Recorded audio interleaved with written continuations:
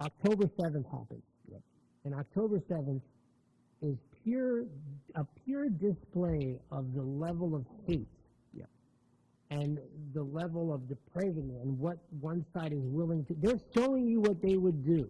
And when they say that those are the Hamas, it's radical, I'm sorry to tell you, that's not true. I wish it was true. I wish that Hamas was this, and I'm not saying every Palestinian is wanting to slaughter people, but when the schooling is the way it is, when the radicalization is the way it is not a minority, and you can see it in the way that they return hostage bodies, the way they return babies' bodies, and they're celebrating as if it's some concert.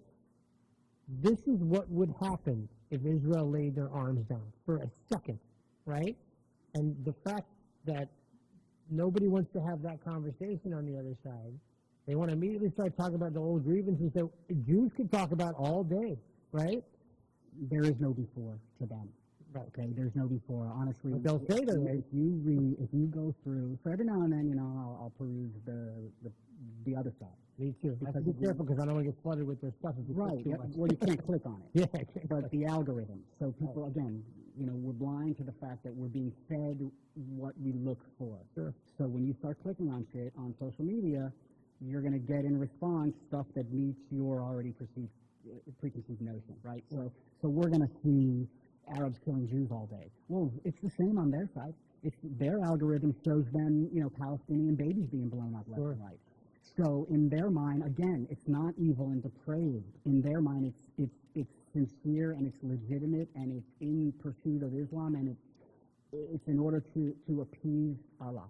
Okay, they don't see it as evil. They see the Jews as animals, as the devil, as creatures to be mutilated, like they did to us on October 7th.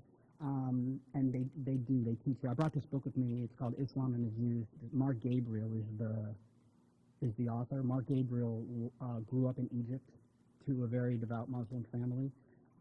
He studied the Quran. He was a jihadist. He taught Islam at the university in Egypt. He was a full-blown, and he found Jesus. And he says in this book, everything that we're talking about, that you could put aside all the politics and all the lies. The bottom line is that the Muslims, not the Muslims, I'm sorry.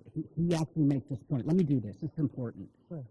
He says that and I agree with this, the Muslims aren't the problem. Islam is the problem. And that Muslims are also victims of Islam.